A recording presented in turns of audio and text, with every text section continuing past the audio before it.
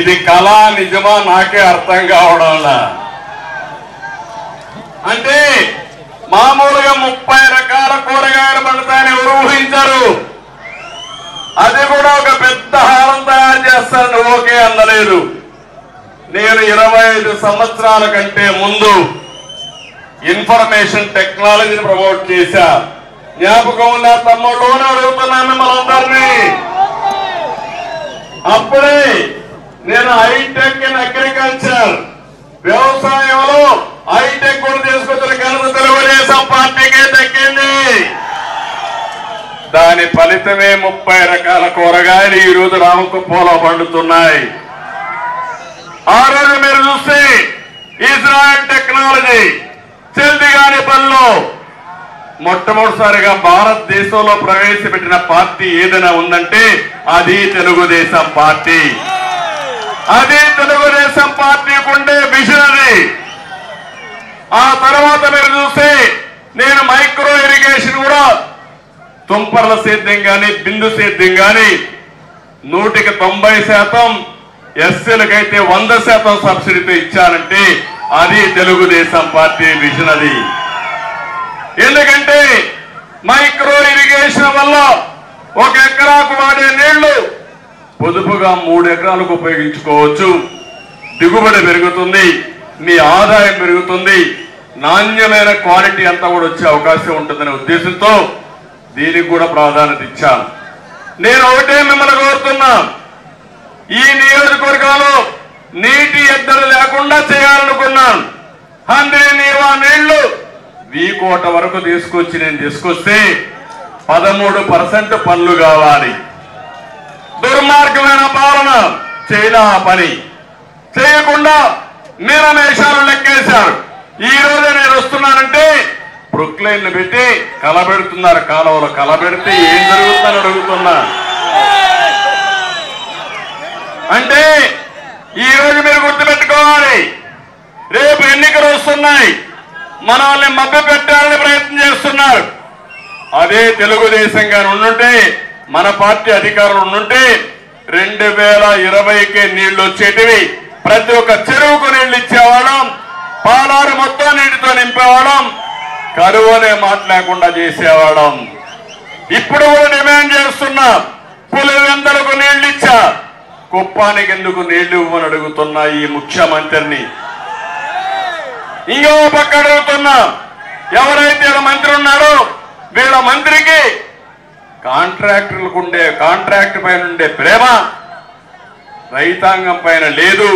అందుకే మొత్తం పనులు వీళ్లే చేసి దోపిడీ చేసే పరిస్థితికి వచ్చారని చెప్పి కూడా నేను మీకు తెలియజేస్తున్నా. అందుకే మీరందరూ గట్టిగా చప్పట్లు కూడా చెప్పాలి, మాకు అందరి నీవా నీళ్లు కావాలి, ఇది మా హక్కు. అవునా కదా? మళ్ళా అందులో కూడా నేను నీళ్లు బారించమంటే వీళ్ళు అవినీతి బారిస్తున్నారు. దొంగలు వీళ్ళు ఎక్కడ చూసినా దొంగ పనులు తప్ప, దొంగ బుద్ధులు తప్ప ఇంకోటి లేవని చెప్పి కూడా నేను మీకు తెలియజేస్తున్నా. అదే సందర్భంలో నేను ఒకటే మిమ్మల్ని కోరుతున్నాను, ఈ కుప్పం నియోజకవర్గాన్ని ఒక ఆదర్శ నియోజకవర్గంగా తయారు చేయాలనేది నా సంకల్పం. నేను అడుగుతున్నా వైఎస్ఆర్ కాంగ్రెస్ నాయకుల్ని, వచ్చి చెప్తున్నారు మీరేం చేశారని. నేను అడుగుతున్నా వీళ్ళందరినీ, ఏం చేశామో ప్రతి ఒక్క గ్రామానికి వచ్చుడు ఒక సిమెంట్ రోడ్డు కనపడొస్తుంది. నువ్వు నడిచేది మేము వేసిన రోడ్ల మీద, నువ్వు చూసేది మేము వేసిన ఎల్ఈడి బల్బుల దీంట్లోనే చూస్తున్నావు. ఇంకొక పక్క మీ పిల్లలు చదువుకుని నీ బిడ్డ స్కూల్స్ లోనే, కాలేజీల్లోనే. అవునా కాదా తమ్ముళ్ళు అని అడుగుతున్నా. మీరు తాగే నీళ్లు నేను కట్టిన పాలారు పైన చెక్ డ్యాముల ద్వారానే. అవునా కాదా అని మిమ్మల్ని అడుగుతున్నా. నేను ఒకటే ఆలోచించాను, ప్రతి ఒక్క ఎకరాకు నీళ్లు ఇవ్వాలని, ప్రతి ఒక్క పిల్లవాడు బాగా చదువుకోవాలని. ఈ నాలెడ్జ్ ఎకానమీలో కుప్పం నుంచి పిల్లలు బ్రహ్మాండంగా రాణించాలని. ఒక మాట చెప్పాలంటే కుప్పంలో కుప్పాన్నే ఒక ఎడ్యుకేషన్ హబ్ గా తయారు చేయాలనుకున్నా. ఇప్పుడు అలాంటి పిల్లలు నేను చూస్తున్న, వాడికి ఏం అర్థం కాదు కానీ నా మీద నమ్మకం ఆ తల్లికి, ఆ తండ్రికి, ఆ పిల్లలకి. దానికంటే ఇంకా అడుగుతున్నా. అందుకే మెడికల్ కాలేజ్ తెచ్చాను, ఇంజనీరింగ్ కాలేజ్ తెచ్చాను, యూనివర్సిటీ తీసుకొచ్చాం, డిగ్రీ కాలేజ్ పెట్టాం, జూనియర్ కాలేజీలు పెట్టాం, హై స్కూల్స్ పెట్టాం. ఇప్పుడే నేను వస్తా ఉంటే రెసిడెన్షియల్ స్కూల్ ఉంది, అక్కడ సోషల్ వెల్ఫేర్ నేను పెట్టింది. పక్కనే tribal welfare school, residential school ఉంది. ఆ పిల్లలందరూ బయట వస్తా ఉంటే గేట్ వేసి అడ్డుకున్నారు. పాపం వాళ్ళని అడ్డుకున్నారు, కానీ వాళ్ళ మనసులు మాత్రం మీరు అడ్డుకోలేరు. ఆ విషయం గుర్తుపెట్టుకోమని హెచ్చరిస్తున్నా. నిలబెట్టాను, అడిగాను, అడిగితే వాళ్ళు చెప్తున్నారు ఇక్కడ పనిచేసే టీచర్లకు జీతాలు ఇవ్వడం, ఆడ పనిచేసే స్కావెంజర్కి డబ్బులు ఇవ్వడం. అంటే మీ యొక్క దౌర్భాగ్యం దీన్ని బట్టి అర్థమవుతుంది. ఈ రోజు మీరు చూశారు, ఫీజు రీఎంబర్స్మెంట్ అని అట్టహాసంగా బటన్ నొక్కాడు. మొన్న ఒక ఆవిడ వచ్చింది, వచ్చి ఏడుస్తూ, అయ్యా మా అమ్మాయిని చదివించలేకపోతున్నాను, నా దగ్గర డబ్బులు లేవు, కాలేజ్ మేనేజ్మెంట్ పిల్లలు తీసుకుని వెళ్ళిపోమంటున్నారు, కనీసం మీరు చదివించకపోతే నా అమ్మాయి గతి, లేకపోతే నేను కూడా ఆత్మహత్య తప్ప ఇంకొక మార్గం లేదంటే భయపడద్దమ్మా, ఈ సంవత్సరం నేనే చదివిస్తా, ఆ అమ్మాయిని పూర్తిగా చదివించే బాధ్యత నాదని హామీ ఇచ్చా. అంటే రాష్ట్రంలో ఎంతమంది పిల్లలకు మీరు ఫీజు రీఎంబర్స్మెంట్ ఎగ్గొట్టారు? బటన్ నొక్కడం ఎందుకు?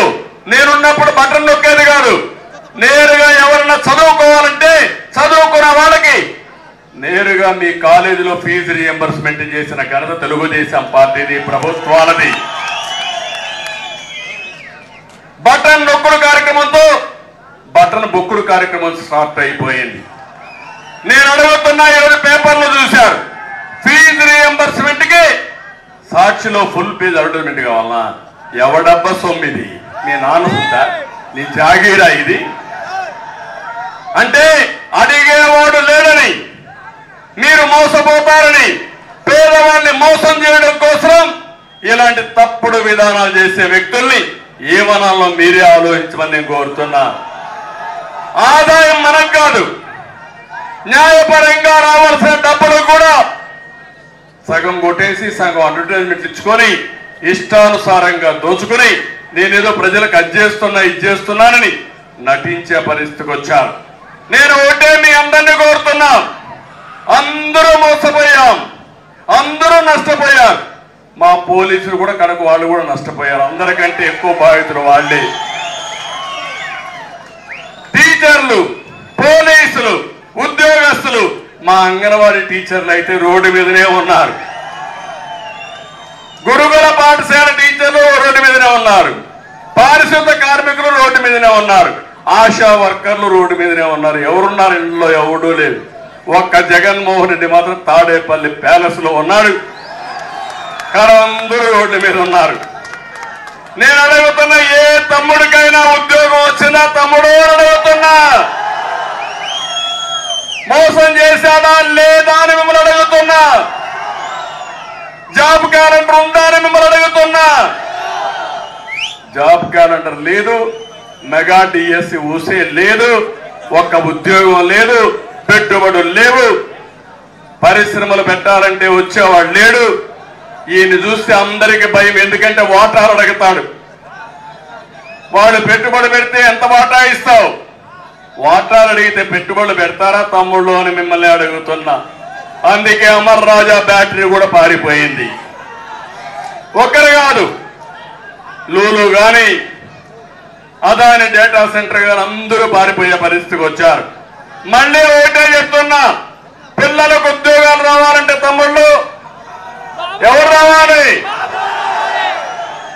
నేను ఒకటే, మీరు ఇంకొక విషయం కూడా చెప్తున్నా. ఈరోజు యువత, టీనేజ్ బాయ్స్ కి గర్ల్స్ కి, ఇక్కడుండే ఆడబిడ్డలకు మగవాళ్ళకి అందరూ చెప్తున్నా, మీ పిల్లల భవిష్యత్తు ఆలోచించండి. రేపు జరిగే ఎన్నికలు మీ పిల్లల భవిష్యత్తు నిర్ణయించే ఎన్నికలవి. ఎందుకంటున్నానంటే నిన్నే బెంగళూరు ఫోరంలో నేను మాట్లాడాను. 21వ దశాబ్దం శతాబ్దం ప్రపంచమంతా కూడా నాగరిక ప్రపంచం, ఇంకో పక్క నాలెడ్జ్ ఎకానమీతో ముందుకు పోతుంది. ఈ నాలెడ్జ్ ఎకానమీలో ఆ రోజు మనం తీసుకున్న నిర్ణయాల వల్ల ప్రపంచమంతా తెలుగు వాళ్ళు వెళ్ళారు, భారతీయులు వెళ్ళారు. అందరికంటే తెలివిగా పనిచేసే వాళ్ళు తెలుగు వాళ్ళు అయిందని నేను గర్వపడుతున్నా. అది ఆ రోజు మనం ప్రారంభించిన ఐటీ గాని ఎడ్యుకేషన్ గాని. ఈ రోజు ఒకటే చెప్తున్నాను, ప్రపంచమంతా రాణిస్తున్నాం, తెలుగు వారంతా బయట రాణిస్తున్నారు. అదే తెలుగువారు ఆంధ్రప్రదేశ్ లో క్షీణించే పరిస్థితికి వచ్చారు. దానికి కారణం ఈ సైకో పరిపాలన తప్ప ఇంకోటి కాదని చెప్పి మీకు తెలియజేస్తున్నా. నేను ఒకటే మిమ్మల్ని అడుగుతున్నాను, ఇక్కడ ఉండే వాళ్ళు అన్ని వర్గాలు ఉన్నారు. ముస్లింలు ఉన్నారు, హిందువులు ఉన్నారు, ఎస్సీలు ఉన్నారు, ఎస్టీలు ఉన్నారు, బీసీలు ఉన్నారు, ఓసీలు ఉన్నారు, రైతు ఉన్నాడు, ఒక విద్యార్థి ఉన్నాడు, ఒక భవన నిర్మాణ కార్మికుడు ఉన్నాడు. మీ జీవితాల్లో ఏమైనా మార్పు వచ్చిందా? మీ ఆదాయం పెరిగిందా? మీ ఖర్చులు తగ్గాయా? మరి బటన్ నొక్కుడు ఏమైంది? ఏమైందని అడుగుతున్నా. 10,000 రూపాయలు ఇచ్చి 1,00,000 రూపాయలు దోచేస్తే మీ జీవితాల్లో వెలుగు వస్తుందా తమ్ముళ్ళు? నేను అడుగుతున్నా. ఇది మోసం అవునా కాదని అడుగుతున్నా. మొన్నటి వరకు తెలంగాణ కంటే బాగా ఇస్తాం, మీకేం కావాలని ఇస్తామని చెప్పి అంగన్వాడీకి ఇప్పుడు అంటున్నారు మేము ఎప్పుడు ఆ మాటే మాట్లాడలేదని. మా తమ్ముడు అంటున్నాడు నేను బూతులు తిట్టలేకపోతున్నా. కడాన మనమే కాదు, వైఎస్ఆర్ కాంగ్రెస్ నాయకులు కూడా బాధితులే ఈయన పరిపాలనలో. ఇప్పుడే నారాయణ రెడ్డి అని శాంతిపురంలో ఒక ఆయన పార్టీలో చేరాడు. ఆ మహాతల్లి ఒక మాట మాట్లాడింది, ఆయన భార్య. ఆవిడ మాట్లాడుతూ మేము ఈ ప్రభుత్వాన్ని చూసి మోసపోయాం, నష్టపోయాం, మేము కూడా రెడ్లైనా కూడా ఈ పరిపాలన దుష్ట పరిపాలన, వ్యవసాయం నష్టపోయాం, ఏ ఒక్క రెడ్డి కూడా బాగుపడలేదు.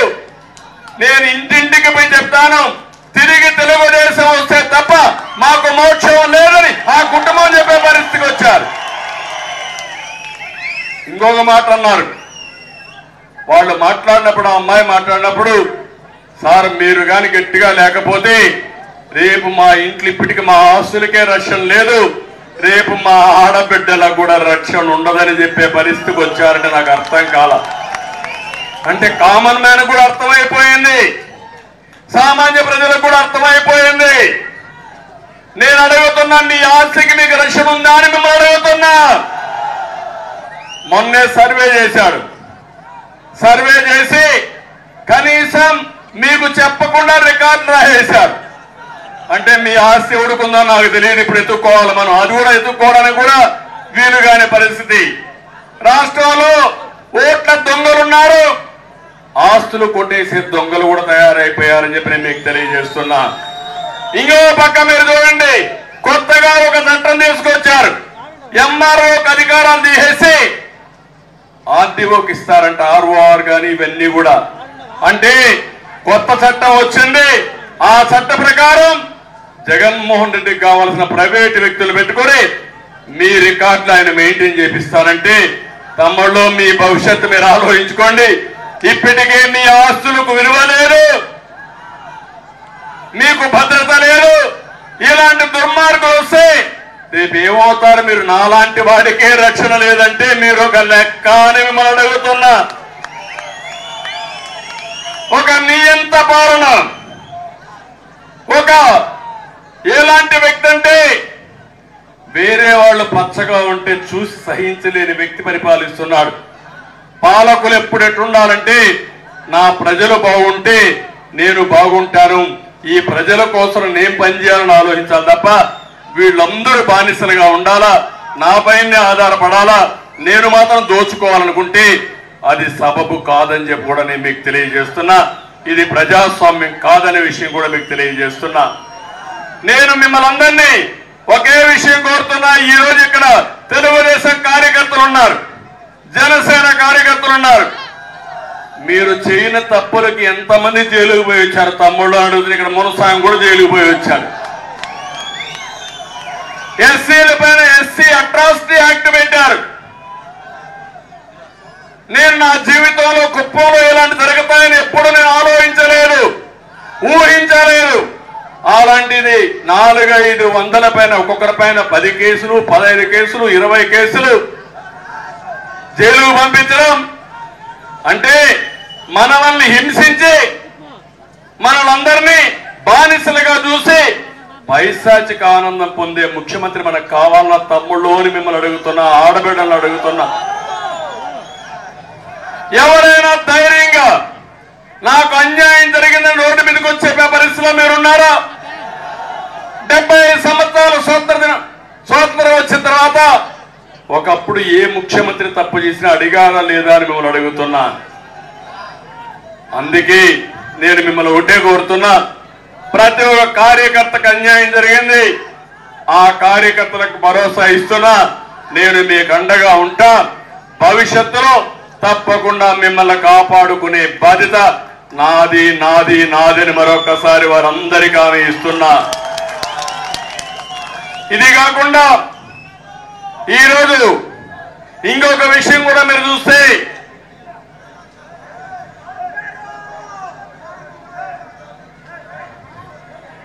నేను ఒకటే పేర్లు చెప్పను కానీ ఇప్పుడు పోలీసులు కూడా ఒకటే విజ్ఞప్తి చేస్తున్నాం.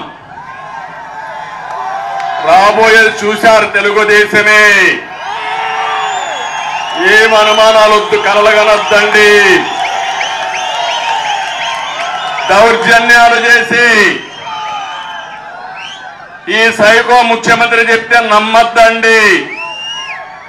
ఇప్పుడు 100 రోజులే ఎన్నికలింగా. ఈ పోలీస్ స్టేషన్ ముందనే నా మీటింగ్లు పెట్టాను. అప్పుడు మీటింగులకు ఇప్పుడు మీటింగులు మీరు చూస్తున్నారు. ఒకవేళ మీరు బలవంతం చేసి మా ప్రజల మీద కేసులు పెడితే, వాళ్ళు తిరుగుబాటు చేసి మీ పోలీస్ స్టేషన్లు ఏమీ పని చెయ్యలేవు.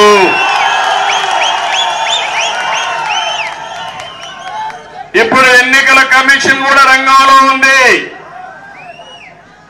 ఎవరైనా మీ ఇష్ట ప్రకారం చేస్తే స్వేచ్ఛగా ఎన్నికలు నిర్వహించే బాధ్యత ఎన్నికల కమిషన్ది.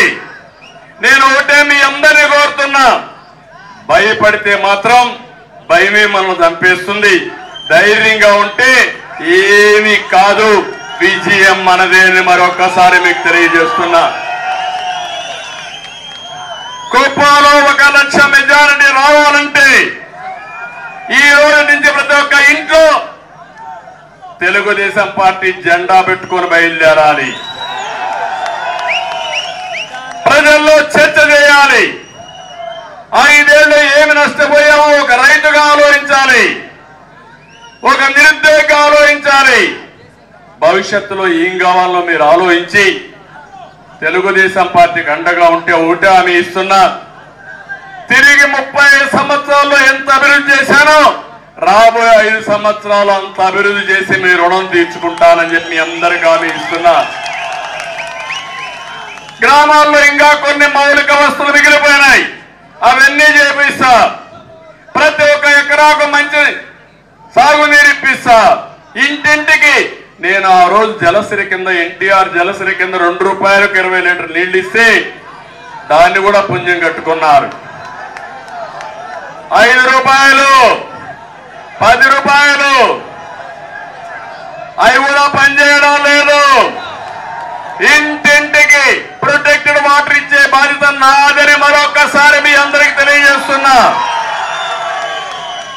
ప్రతి రైతుకి అన్నదాత కింద 20,000 రూపాయలు సంవత్సరానికి ఆర్థిక సహాయం చేసే బాధ్యత నాది.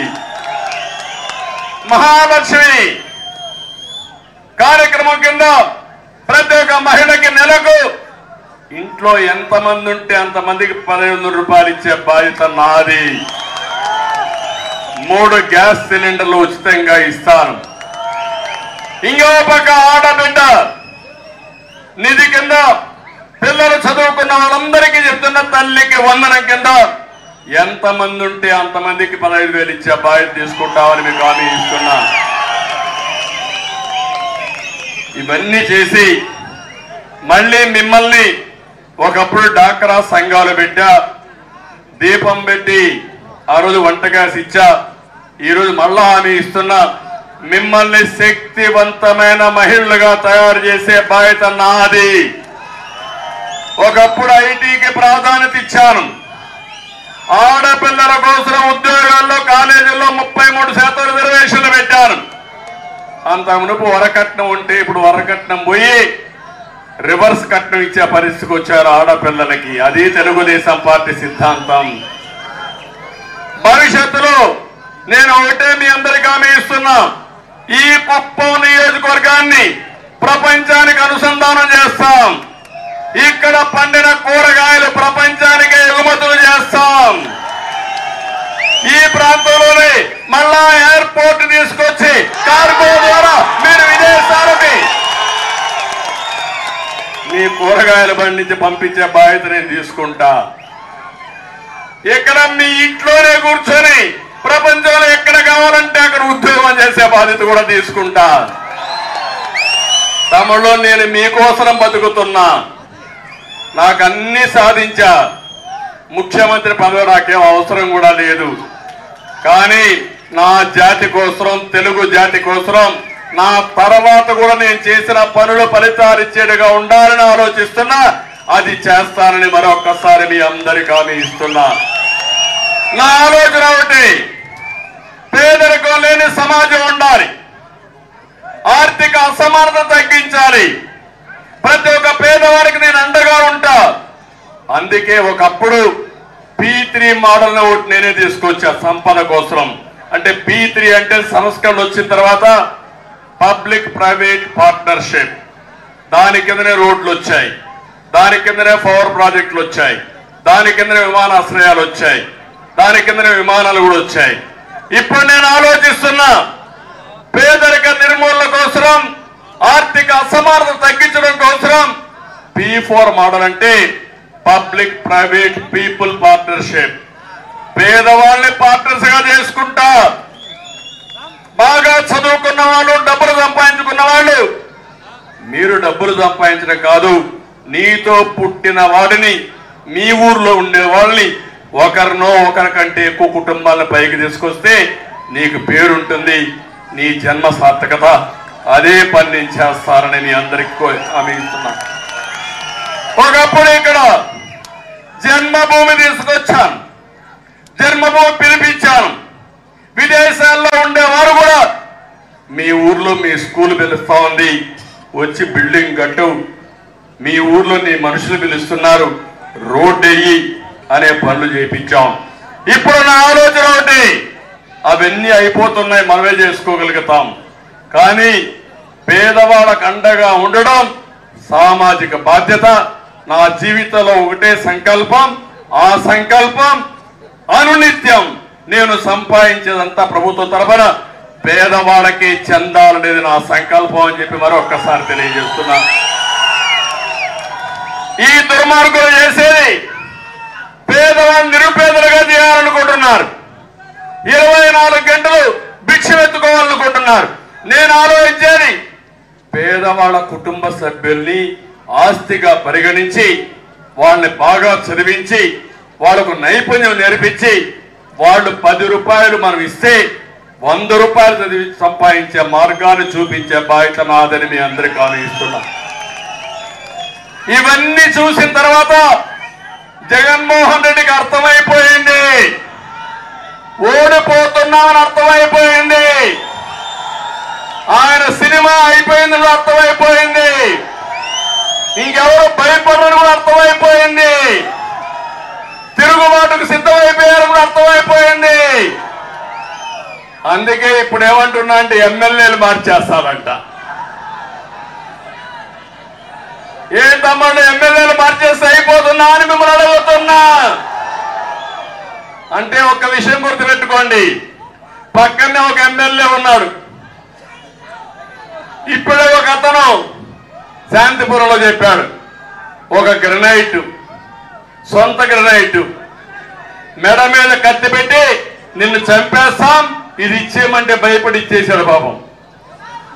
200 కోట్ల రూపాయలు గ్రనైట్ వ్యాపారం చేసుకున్నారు. చేసుకొని కరెంటు కూడా వాడుకున్నారు.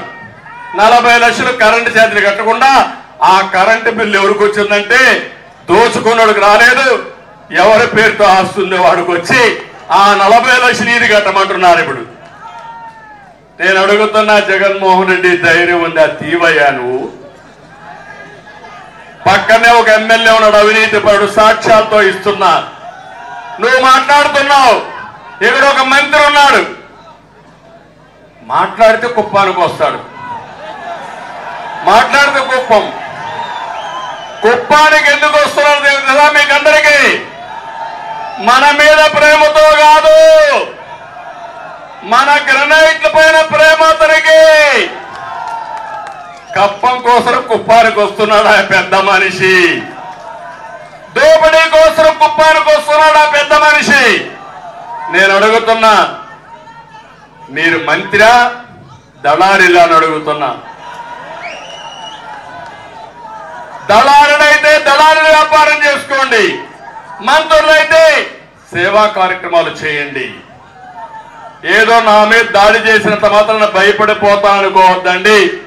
అవినీతి పైన నిరంతరం పోరాడుతా మీరు మెక్కిందంతా కక్కించే వరకు వదిలిపెట్టరని మరొకసారి హెచ్చరిస్తున్నా.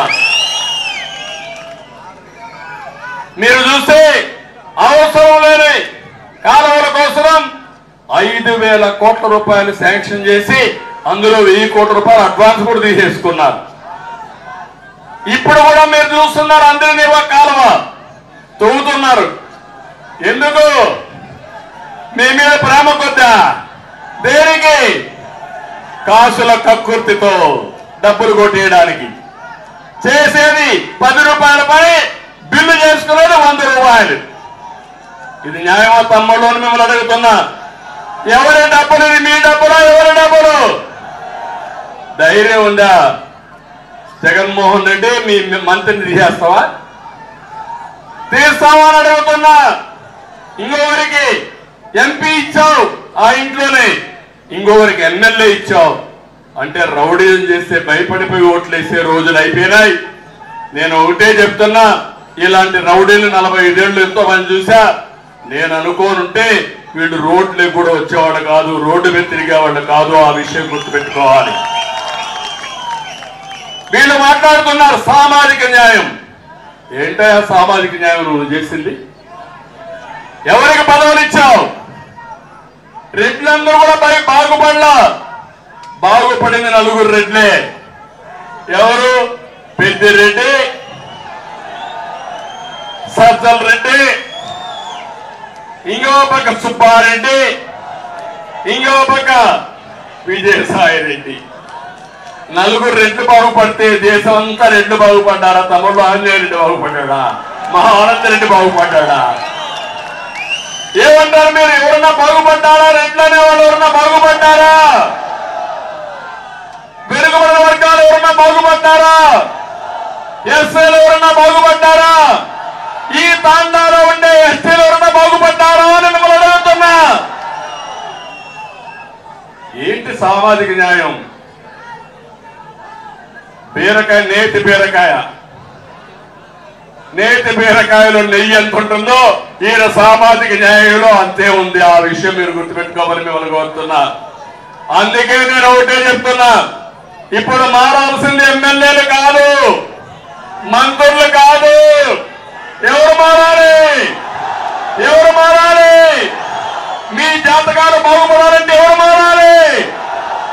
దానికి సిద్ధమా మీరు? సిద్ధమా మీరు? కాబట్టి నేను ఒకటి అడుగుతున్నా మా ఆడబిడ్డల్ని, ఏమమ్మా మనంతా కష్టపడతారు, పిల్లల్ని బాగా చదివిస్తారు, మళ్ళా మీ మాదిరిగానే కూలి పనులు చేసుకోవాలని పిల్లలు అంతేనా? కూలి పనులే చేసుకుంటారా? వ్యవసాయ పనులే చేసుకుంటారా? ఏమంటే పాచి పనులే చేసుకుంటారా? మంచి ఉద్యోగం కావాలని ఆశ లేదా? పైకి రావాలని ఆశ ఉందా లేదా? పాపం చూస్తున్నా సార్, నాకు పైకి రావాలని ఆశ ఉంది, చేయి చూపిస్తా ఉంది సార్, నేను మీతో ఉన్నాను. ఆ చిన్న కుర్రాడు చూడు, వాడు కూడా చూపిస్తున్నాడు. అదే వాడు ఆశ. వాళ్ళ ఆశను మన్నించే మనస్తత్వం మీకుందా లేదా అని మిమ్మల్ని అడుగుతున్నా. 100 రోజులు పనిచేస్తారా లేదా అని మిమ్మల్ని అడుగుతున్నా. 1,00,000 ఓట్లు ఇక్కడ మెజారిటీ వస్తే రాష్ట్రంలో 175కు 175 మనమే గెలిచి కడాని వీళ్ళందరినీ ఎక్కడికి పంపిద్దాం? ఆ పని చేయాలి. ఎందుకంటానంటే నా కోసమే కాదు, ఒకటే చెప్తున్నా, రాజకీయాల్లో ప్రతిపక్షం ఉండాలనే కానీ ఇలాంటి వ్యక్తులు ప్రతిపక్షంగా ఉండడం కరెక్ట్ కాదు. వాళ్ళ మంత్రుల్ని, వాళ్ళ ఎమ్మెల్యేలని, వాళ్ళ కార్యకర్తల్ని, అన్ని రాజకీయ పార్టీ కార్యకర్తల్ని, ఇండస్ట్రీలు ఉండే వాళ్ళు కూడా బానిసల కంటే హీనంగా చూసే పరిస్థితికి వచ్చింది. ఇది మంచి పద్ధతి కాదు. అంటే 24 గంటలు మనం భయపడతా బతకాలనా? భయపడుతూ చావాలనా? మీరు ఒకసారి చూడండి, సాక్షి విలేకరు విశాఖ శ్రీకాకుళంలో వాళ్ళ ఎమ్మెల్యే వేధించి కిరణ్ కుమార్ అనే వ్యక్తి వేధిస్తే ఆత్మహత్య చేసుకుని చనిపోయారు. నిన్ననే కాళహస్తిలో ఆ బియ్యపు రెడ్డి ఉన్నాడు. ఎంత రౌడీని చేశారో చూసుంటారు మీరు పేపర్లో. అప్పట్లో ఆయన పిఏ అంటే మొత్తం వాటాలన్నీ కలెక్ట్ చేసే వ్యక్తి. వాటాల్లో డిఫరెన్స్ వచ్చాయి, మనిషి చనిపోయాడు. మనిషి లేదు, ఇప్పుడు చనిపోయాడు. చంపేశారా, ఆత్మహత్య చేసుకున్నాడా? ఇది ఒక మిస్టరీ, అవునా కాదా? అంటే మీ దగ్గర పనిచేసే పిఏ ఎందుకు చేసుకున్నాడని అడుగుతున్నా నేను. దీనికి సమాధానం చెప్పండి. మీ పేపర్లో పనిచేసే సాక్షి విలేకరుని ఎందుకు ఆత్మహత్య చేసుకున్నాడో సమాధానం చెప్పండి. చెప్పే ధైర్యం మీకుందా? మన పేర్లు జరిగాయా? నిన్ననే విశాఖపట్నంలో 5 మంది కుటుంబ సభ్యులు అందరూ కలిసి ఆత్మహత్య చేసుకుంటే 4 చనిపోయి ఒక చిన్న పిల్లవాడు మిగిలాడంటే ఈ రాష్ట్రంలో ఏం జరుగుతా ఉందని మిమ్మల్ని అడుగుతున్నా. జీవితం అని ఎవరికీ నమ్మకం లేదు. ఆదుకుంటామని మనసుండే ప్రభుత్వం ఇక్కడ లేదని అందరికీ అర్థమైపోయింది. ఒకటే మార్గం, చావే మార్గం అనుకుంటే ప్రభుత్వాలు దేనికి తమ్ముళ్ళు? ఒకరొకరు కొట్టుకొని చావచ్చు కదా అని అడుగుతున్నా మిమ్మల్ని. ప్రభుత్వం అనేది మీకు మనోనిబ్బరాన్ని ఇవ్వడానికి, మీకు ధైర్యాన్ని ఇవ్వడానికి, రైతులు ఎప్పుడన్నా ఇబ్బంది పడితే ఆదుకోవడానికి, పిల్లలు ఎవరైనా ఉంటే ఉద్యోగాలు కావాలంటే అలాంటి ఉద్యోగాలు ఇచ్చి పైకి తీసుకురావడానికి ఇవన్నీ చేయాలి తప్ప అలాంటి ప్రభుత్వం లేదు. ఇది ఒక రాక్షస ప్రభుత్వం. మనల్ని ఇబ్బంది పెట్టి మానసిక ఆనందాన్ని పొందుతున్నారు, పైశాచిక ఆనందాన్ని పొందుతున్నారు. ఇది మంచిది కాదని మరొక్కసారి కోరుకుంటూ మళ్ళీ ఒకసారి చెప్తున్నా, మీరందరూ కూడా ఎప్పుడు నాకు ఒకే మాట చెప్పేవారు, మీరు కుప్పం ఎక్కువ రావాల్సిన పని లేదు. ఎన్నికల్లో మీరు రాష్ట్రం అంతా తిరగండి, ఎక్కువ సీట్లు గెలిపించుకోండి, సుస్థిరమైన పాలన ఇవ్వండి. మళ్ళీ మా కుప్పానికి ఏం కావాలో చేయమని ఎప్పుడు కోరారు. అది నా జీవితంలో ఎప్పుడూ మర్చిపోలే. చందాలేసుకుని ఉండీలు పెట్టి డబ్బులు కలెక్ట్ చేసి నామినేషన్ వేసిన ఘనత కుప్పం చరిత్రది. అది మీకే దక్కింది. ఇప్పుడు నేను ఒకటే కోరుతున్నా, ఈ రోజు నా పోరాటం నా కోసరం కాదు, తెలుగుదేశాని కోసరం కాదు, లేకపోతే తెలుగుదేశం జనసేన కోసరం కాదు, 5 కోట్ల ప్రజల కోసరం, ఈ పిల్లల భవిష్యత్తు కోసరం, మీ భవిష్యత్తు కోసరం అని చెప్పి నేను మీకు తెలియజేస్తున్నా. అందుకే నన్ను ఆశీర్వదించమంటున్నా, నాకు ధైర్యాన్ని ఇమ్మంటున్నా. మీ ధైర్యమే నాకు కొండంత ధైర్యం. మీరు లేకపోతే నేను లేదు. అందుకే మళ్ళీ చెప్తున్నా, నా జీవితంలో ఇది ఒక కోరిక.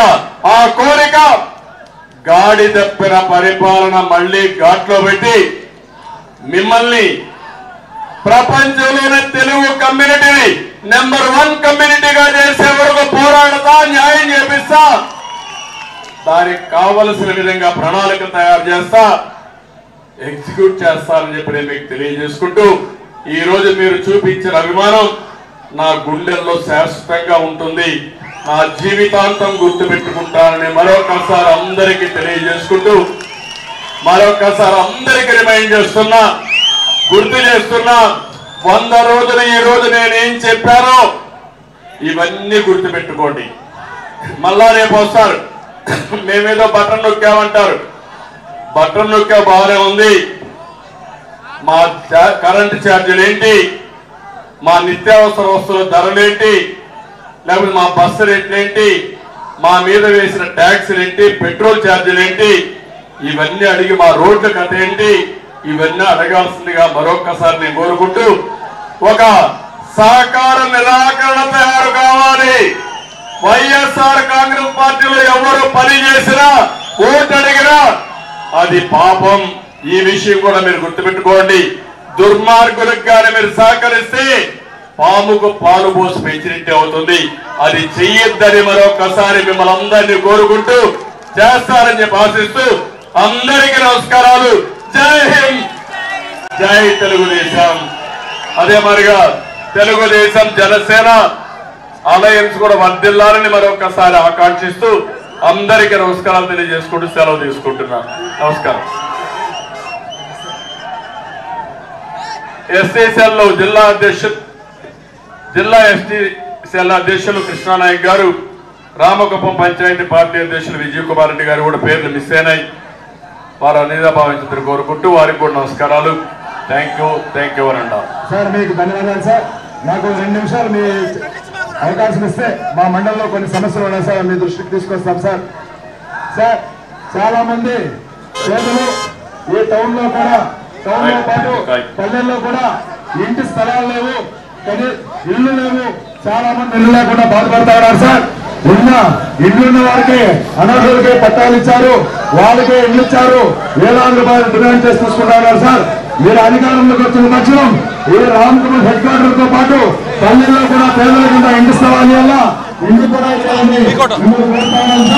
అదేవిధంగా మీరు పెట్టిన విద్యా జ్యోతి ప్రతి ఇంట్లో ఉద్యోగం సార్. ప్రతి కుటుంబంలో చదువుకునే పిల్లలు ఉన్నారు సార్, మహిళలు ఉన్నారు, యువత ఉన్నారు. వాళ్ళకు అందరికీ కూడా స్థానికంగా ఉపాధి అవకాశాలు ఫ్యాక్టరీలు పెట్టి వాళ్ళకంతా కూడా ఉద్యోగ అవకాశాలు కల్పించాలని మిమ్మల్ని వేడుకుంటున్నాను సార్. అదేవిధంగా గత 3-4 సంవత్సరాలుగా రైతులు పంట చెందిన రైతులందరూ తీవ్రంగా నష్టాలు చవిచూస్తా ఉన్నారు సార్. ఏడుగుల దాడులు జరుగుతూ ఉన్నాయి, అడవి పందుల దాడులు జరుగుతూ ఉన్నాయి. పండించిన పండుగ గిట్టుబాటు ధరలు లేదు సార్. రైతులంతా కూడా ఆదుకోవాల్సిన బాధ్యత మిమ్మల్ని మీపై ఉందని మేము వేడుకుంటున్నాం సార్. అదేవిధంగా ఇక్కడ షాదీమహల్ మీరు వచ్చినప్పుడు రాష్ట్రంలోనే మొదటిసారిగా షాదీమహల్ కట్టి ఎందరో పేదలకి కళ్యాణం చేసుకునేదానికి అవకాశం కల్పింది సార్. అది ఇప్పుడు దుస్థితికి చేరింది, దాన్ని బాగా చేయించాలి సార్. పేదలకంతా కూడా ఎంతో ఉపయోగపడుతుంది సార్. అదేవిధంగా నాడో నేడు కింద స్కూల్ అంతా అధ్వానం పట్టించినారు సార్. 70గా ప్రాథమిక పాఠశాలలు ఉంటే 219 మంది టీచర్లు ఉన్నారు సార్. కేవలం 71 మంది టీచర్లు ఉంటే 148 పోస్టులు వేకెంట్ అయినాయి సార్. స్కూల్ అంతా కూడా నాశనమైనాయి సార్. అక్రమ కేసులు పెట్టి కార్యకర్తలు ఇబ్బందులు పెడతా ఉన్నారు సార్. దాని మీద దృష్టి సారించాలి సార్. అదేవిధంగా పిల్లలకు ఉపయోగపడే విధంగా స్థానికంగా డిగ్రీ కళాశాల ఏర్పాటు చేయాలి సార్. మీరు రైతులకు ఇన్సూరెన్స్ వెళ్ళాలి సార్. మీరు ఉన్నప్పుడు ప్రమాదవశాత్తు ఎవరైనా చనిపోతే చంద్రన్న బీమా కింద 5 లక్షల రూపాయలు చాలుకున్నారు సార్. ఇప్పుడు ఆరోగ్యశ్రీ పథకం కూడా హాస్పిటల్ చేతులెత్తేస్తా ఉంటే చాలా మంది ఇబ్బందులు పడి సరైన వైద్యం లేకుండా పోయింది సార్. అక్కడ ఈ దుర్మార్గం జగన్మోహన్ రెడ్డి విశాఖపట్నంలో ఋషికొండను బోర్డు కొట్టించి తన అక్రమ ప్యాలెస్లు కట్టుకుంటా ఉంటే ఇక్కడ ఉన్న స్థానిక వైఎస్ఆర్సీపీ దొంగలు ఈయన పక్కనే ఉన్న పుల్లిగుట్టలు కూడా వదలకుండా దానికుండా సమస్యలు దోసుకొని అక్రమంగా డబ్బు సంపాదన చూస్తున్నారు సార్. ఎక్కడో ప్రభుత్వ భూములని అన్యాయకాంతమైనా సార్ రెవెన్యూ అధికారులను చేతపట్టుకొని ఇప్పటికీ 5 సంవత్సరాలు 10 మంది తహసీల్దార్లు మార్చినారు సార్. ఎక్కడా సెంటు భూమి కూడా వదలకుండా అన్ని పట్టాలు తీసుకొని దొంగ పట్టాలు కూడా ఇల్లు కట్టుకున్నారు సార్. మీరు వచ్చిన తక్షణం ఈ ప్రభుత్వ భూముల పైన విచారణ జరిపించాలి సార్. సర్వే చేయించి అక్రమ కట్టడాలు కూల్చివేత కార్యక్రమం మన రాష్ట్రంలోనే మొట్టమొదటిసారిగా మన రామకుప్పం మండలంలోనే చేపట్టాలి సార్. అక్రమ కట్టడం రోడ్డు కూడా పెట్టుకోండి సార్. అదేవిధంగా అడవిలో విచ్చలవిడిగా ఇసుక దోపిడీ జరుగుతాను సార్. ఫారెస్ట్ వాళ్ళు సోదం చూస్తా ఉన్నారు సార్. రాత్రే పగలు తేడా లేకుండా ఒక ట్రాక్టర్ లో 4,000-5,000 రూపాయలు ఇసుక దోసుకుంటూ ఉన్నారు సార్. పేదలు కనీసం 15 రోజుల సంక్రాంతి పండుగ వస్తాం సార్. మీరు ఉన్నప్పుడు సంక్రాంతి కానుక, రంజాన్ కానుక, క్రిస్మస్ తోపాని ఇస్తే ఎంతో సంతోషంగా ఇంటికి తీసుకొని వెళ్ళేవారు సార్. ఆ పరిస్థితి లేకుండా పోయింది సార్. అదే రేషన్ షాపుల్లో బిచ్చిగారికి బిడివేసినట్ల కేవలం కేంద్ర ప్రభుత్వం అందిస్తా ఉన్నారు, బిడివేస్తా ఉన్నారు తప్ప ఈ రాష్ట్రంలో ఈ దుర్మార్గం జగన్మోహన్ రెడ్డి ఆ కిలో రూపాయి బియ్యం కూడా లేకుండా ఈ రాష్ట్రాన్ని నాశనం చేస్తా ఉన్నారు సార్. ఇవన్నీ మీరు దృష్టిలో పెట్టుకోవాలి సార్. ప్రతి గ్రామానికి కమ్యూనిటీ హాల్ లేదు సార్. రామకుమార్ మెట్టుకోటలో కానీ సరైన కళ్యాణ మండపం లేదు సార్. మీరు దయతో కమ్యూనిటీ పెద్ద కళ్యాణ మండపం మీరు అధికారం చేపట్టిన తర్వాత కమ్యూనిటీ కళ్యాణ మండపం ఏర్పాటు చేస్తే అన్ని వర్గాల ప్రజల్లో పేదలు ఉన్నారు సార్. వాళ్ళంతా కూడా పెళ్లి చేసుకునేదానికి సులువుగా ఏర్పాటు చేయాలి సార్. ఇక్కడ ఉన్న టీడీడీ కళ్యాణ మండపం 98లో మీ చదువుతో కట్టినారు సార్. అది చాలా ఇరుకైంది సార్. కేవలం చాలా ఇబ్బందులు పడుతా ఉన్నారు సార్. తాగునీటి సమస్య కానీ ఇలాంటి ఎన్నో సమస్యలు ఉన్నాయి సార్. రైతులను ఆదుకోవాలా, యువతను ఆదుకోవాలా, ముస్లిం మైనార్టీలు, ఎస్సీ ఎస్టీల పైన దాడులు అరికట్టాలా, ఇవన్నీ కూడా ఉన్నాయి సార్. ఇక్కడ చేస్తా ఉన్న ప్రతి దోపిడీ మీరు దృష్టికి తెస్తాం సార్. రాష్ట్రంలోనే మొదటిగా ఈ నియోజకవర్గంలోనే అక్రమ కట్టడాలు కూల్చోత ప్రభుత్వ భూముల గుర్తింపు కార్యక్రమం చేస్తారని కోరుకుంటూ మీ కళావందనాలు చేస్తూ నాకు ఈ అవకాశం ఇచ్చిన మీకు ధన్యవాదాలు తెలియజేస్తా ఉన్నా సార్. Thank you. ఇప్పుడే ఆనంద్ రెడ్డి గారు చెప్పినట్టు అన్ని విషయాలు కూడా దృష్టిలో పెట్టుకుంటాం. నియోజకవర్గంలో ఒక ఎన్నికల మేనిఫెస్టో రిలీజ్ చేస్తాం. మనం వచ్చిన వెంటనే ఎస్టిమేట్స్ కూడా తయారు చేసి అన్ని పనులు చేసే బాధ్యత నేను తీసుకుంటానని మరొకసారి మీ అందరికీ హామీ ఇస్తున్నా. వాళ్ళు చెప్పినట్టు అన్ని చేస్తాం. అది కాకుండా ఎస్టీల పట్ల ఇక్కడ ఎక్కువ తాండాలు ఉన్నాయి. నేనే ప్రత్యేకమైన పంచాయతీలు చేశాను. వాళ్ళందరికీ ప్రత్యేకమైన అధికారులు ఇచ్చాను. ఎస్టీలకు అందరికీ ఎస్టీ కార్పొరేషన్ ద్వారా రుణాలు ఇచ్చాం. 50 సంవత్సరాలకే పింఛన్లు ఇచ్చాం. పెళ్లి కారుకు ఇచ్చాం. ఎస్టీ కమ్యూనిటీ హాల్ నిర్మించాం. ఎస్టీ ఇళ్లకు 200 యూనిట్లు కరెంటు ఉచితంగా ఇచ్చాం. ఎస్టీ కాలనీల్లో సీసీ రోడ్లు వేసాం. ఎస్టీలకు ఉద్యోగ అవకాశాలు కల్పించి బ్యాక్లాగ్ పోస్టులన్నీ కూడా ఇచ్చాం. డ్రిప్ కూడా 100% ఉచితంగా ఇచ్చాం. ఎస్సీల కోసం 29 పథకాలు ప్రత్యేకంగా ప్రవేశపెట్టి ఎస్సీ సబ్ ప్లాన్ ని తూచా తప్పకుండా అమలు చేసి 200 యూనిట్ల కరెంటు ఉచితంగా ఇచ్చిన పార్టీ తెలుగుదేశం పార్టీ. విదేశ విద్య కూడా ప్రవేశపెట్టిన పార్టీ తెలుగుదేశం పార్టీ. ఈ రోజు మళ్ళీ జై హో బీసీ అనే కార్యక్రమం కింద మొత్తం వెనుకబడిన వర్గాలందరినీ ఐకమత్యం చేయడం కోసం 35 ఏళ్లుగా నన్ను గెలిపిస్తూ వచ్చింది. బీసీలే గెలిపించారు. బీసీల నియోజకవర్గం మన కుప్పం నియోజకవర్గం. మీ రుణం తీర్చుకుంటా ప్రతి ఒక్కరికి, చేతి వృత్తులకి, కుల వృత్తులకి, అదే మరిగా బీసీలు వ్యవసాయం చేసే వాళ్ళకి మిమ్మల్ని బాగు చేసే బాధ్యత నేను తీసుకుంటానని కూడా నేను మీకు తెలియజేస్తున్నా. ఇక్కడికి వచ్చినప్పుడు రైతులకు నేను చెప్పాను, ఉపాధి కోసం పరిశ్రమలు పెట్టాలి. తప్పకుండా ఈసారి ఎక్కువ ప్రాధాన్యత పరిశ్రమలకు ఇస్తాను. ఇంకో పక్క మీరు ఒకసారి చూస్తే నరేగా డబ్బులు పూర్తిగా దోచేసుకుంటున్నారు. ఎక్కడ కూడా ఒకప్పుడు మనం ఉన్నప్పుడు సిమెంట్ రోడ్లు వేసాం, బీటీ రోడ్లు వేసాం, ఎన్నో అభివృద్ధి మడుగుదొడ్డు కట్టాం. ఇప్పుడు ఏమీ కట్టకుండా ఆ డబ్బులు ఏమైనా ఎవరికి అర్థం కావడం లేదు. మళ్ళీ ఆ డబ్బులు సద్వినియోగం చేసే బాధ్యత తీసుకుంటాం. ఇప్పుడే ఆనంద్ రెడ్డి గారు చెప్పారు, ఎంత దుర్మార్గం అంటే నారాయణపురం తాండా దగ్గర రిజర్వ్ ఫారెస్ట్ లో వైల్డ్ లైఫ్ శాంక్చురీ దగ్గర పెదవంకని తీసుకుని దోపిడీ చేస్తున్నారు. దానివల్ల మనం వేసిన ఫెన్సింగ్ మొత్తం లాగేశారు. ఏనుగులంతా ఊర్లోకి వస్తున్నాయి, మీ మీద దాడులు చేస్తున్నాయి. కనికరం లేని ప్రభుత్వం. అంటే మీరు గుర్తుపెట్టుకోవాల్సింది, నేను వేసిన ఫెన్సింగ్ కూడా కాపాడలేకపోయి వీళ్ళ స్వార్థం కోసం మిమ్మల్ని బలి చేసే పరిస్థితికి వచ్చారంటే దీన్ని మీరే ఆలోచించాలి. ఇది అరికడతా మళ్ళీ నీకు భద్రత ఇచ్చే బాధ్యత నాదని మీ అందరికీ హామీ ఇస్తున్నా. ఇంకో పక్కన భూ కబ్జాలు ఎక్కువగా చేస్తున్నారు. అసైన్మెంట్ భూములన్నీ కొట్టేస్తున్నారు. భూములు అయిపోయినాయి, ఇంకా మిగిలింది నీ భూములు మిగిలాయి. అందుకే కొత్త చట్టం తీసుకొచ్చారు. ఆ చట్ట ప్రకారం ఎవడి భూమి ఎవడి చేతుల్లో ఉండదు, అందరి భూములు వీళ్ళ చేతుల్లో ఉంటాయి. వాళ్ళ దయాదార్శాలపైన మనం ఆధారపడాల్సి వస్తుంది. అందుకే ఆ చట్టాన్ని ఒకసారి మీరు స్టడీ చేయండి. ఇక్కడే పోలీసులు అడుగుతున్నా, మీ ఇంట్లో మీ ఆడవాళ్ళు ఏమనుకున్నారో ఒకసారి అడగండి. జగన్మోహన్ రెడ్డి కావాలనుకున్నారు, నేను కావాలనుకున్నారో ఒక్కసారి మీరు అడగండి. మీ పిల్లల్ని అడగాలండి. మీ పిల్లలు చెప్తారు, మళ్ళీ మా భవిష్యత్తు కావాలంటే మీరు అలాంటి దుర్మార్గులకు సపోర్ట్ చేయొద్దని మీ పిల్లలు కూడా చెప్పే పరిస్థితికి వస్తారని కూడా విజ్ఞప్తి చేస్తున్నా. ఇది కాకుండా దాడులు విపరీతంగా చేస్తున్నారు. మామూలు దాడులు కాదు. చంద్ర పెరిపయ్య అనే వారిపైన కుప్పం పార్కంలో స్థానిక మీడియాలో నన్ను గురించి పొగిడితే వాళ్ళు రౌడీలు వచ్చి కొట్టి తిరిగి మర్డర్ కేసు పెట్టే పరిస్థితి వచ్చారు. అతనైతే 6 నెలలుగా పెరిపయ్య 6 నెలలుగా బెడ్ అయిపోయే పరిస్థితికి వచ్చాడు. జయశంకర్ టీడీపీ మాజీ సర్పంచ్ పై మురుగేష్ అనే వ్యక్తి వైసీపీ నాయకుడు దాడి చేశారు. అతను కూడా తిరిగి ఆయనపై కేసులు కూడా పెట్టి ఇది చేసే పరిస్థితికి వచ్చారు. నేను ముందు చెప్పిన కేసు గజేంద్ర ననియాల, ఇవన్నీ కూడా చూస్తే నాకు ఆశ్చర్యం వేస్తుంది.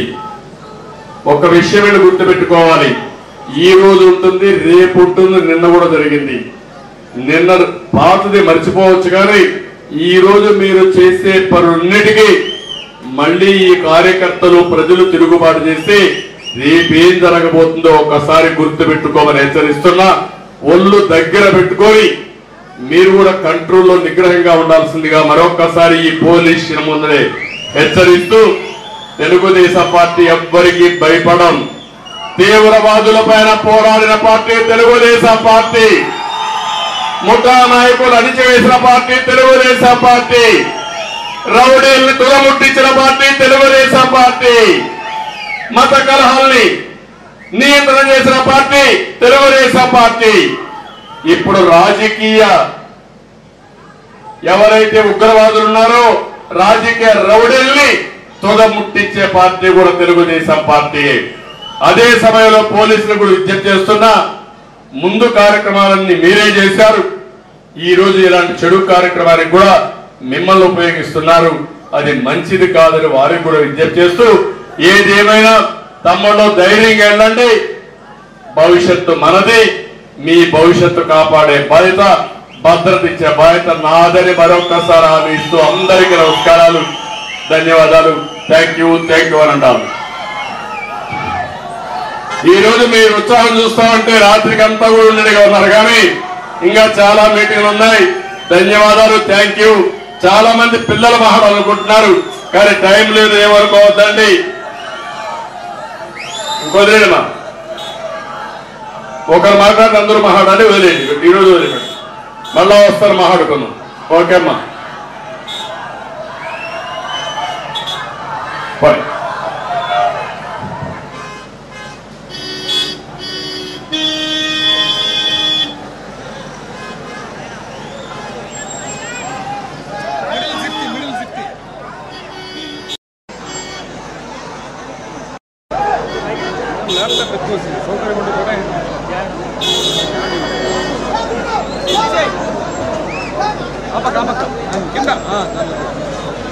कैमरा कर दीजिए, दिखो